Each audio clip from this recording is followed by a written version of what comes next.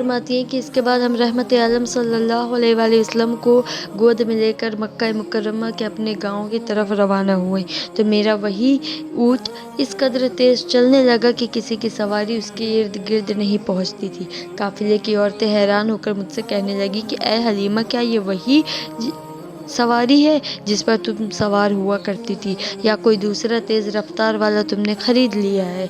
अलगर्ज हम अपने घर पहुँचे। वहाँ सख्त कहत पड़ा हुआ था। तमाम जानवरों के थन में दूध खुश्क हो चुके थे, लेकिन मेरे घर में कदम रखते ही मेरी बकरियों के थन दूध से भर गए। अब रोज़ाना मेरी बकरियाँ जब चरागाह से घर वापस आती तो उनके थन दूध से भरे हुए थे। हालांकि पूरी बस्ती में और किसी को अपने जानवरों का एक कतरा दूध नहीं मिलता था।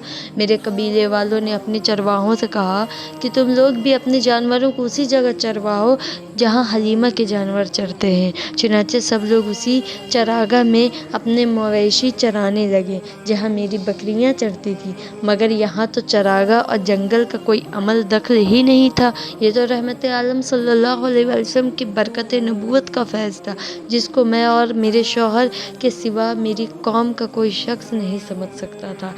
इसी तरह हर दम हर कदम पर हम बराबर आप अलैहिस्सलाम की बरकतों का मुशाहिदा करते रहे, यहाँ तक कि 2 साल पूरे हो गए और मैंने आपका दूध छुड़ा दिया। आपकी तंदुरुस्ती और नशोनुमा का हाल दूसरे बच्चों से इतना अच्छा था कि 2 साल में आप खूब अच्छे बड़े मालूम होने लगे। अब हम दस्तूर के मुताबिक रहमत आलम सल्लल्लाहु अलैहि वसल्लम को उनकी वालिदा के पास लाए और उन्होंने हस्ब तौफीक हमको इनाम इकराम से नवाजा। वादे के मुताबिक अब हमें रहमत आलम सल्लल्लाहु अलैहि वसल्लम को अपने पास रखने का कोई हक नहीं था, मगर आपकी बरकत नबूवत की वजह से एक लम्हा के लिए भी हमको आपकी जुदाई गवारा नहीं थी। अजीब इत्तेफाक कि उस साल मक्का मुअज़्ज़मा में वबाई बीमारी फैली हुई थी। चुनांचे हमने इस वबाई बीमारी का बहाना करके हज़रत बीबी आमिना को रज़ामंद कर लिया और फिर हम रहमत आलम को वापस अपने घर लाए और फिर हमारा मकान रहमतों और बरकतों के कान बन गया और आप हमारे पास निहायत खुश व खुर्रम के साथ रहने लगे। आप सल्लल्लाहु अलैहि वसल्लम घर से बाहर निकलते और दूसरे लड़कों को खेलते हुए देखते, मगर खुद हमेशा हर किस्म की खेल कूद से अलहदा रहते। एक रोज़ मुझसे कहने लगे कि अम्मा जान, मेरे दूसरे भाई बहन दिन भर नज़र नहीं आते। ये लोग हमेशा सुबह को उठकर रोज़ाना कहाँ चले जाते। मैंने कहा कि ये लोग बकरियां चराने जाते। ये सुनकर आपने फरमाया, मादर मेहरबान, आप मुझे भी मेरे भाई बहनों के साथ भेजा कीजिए।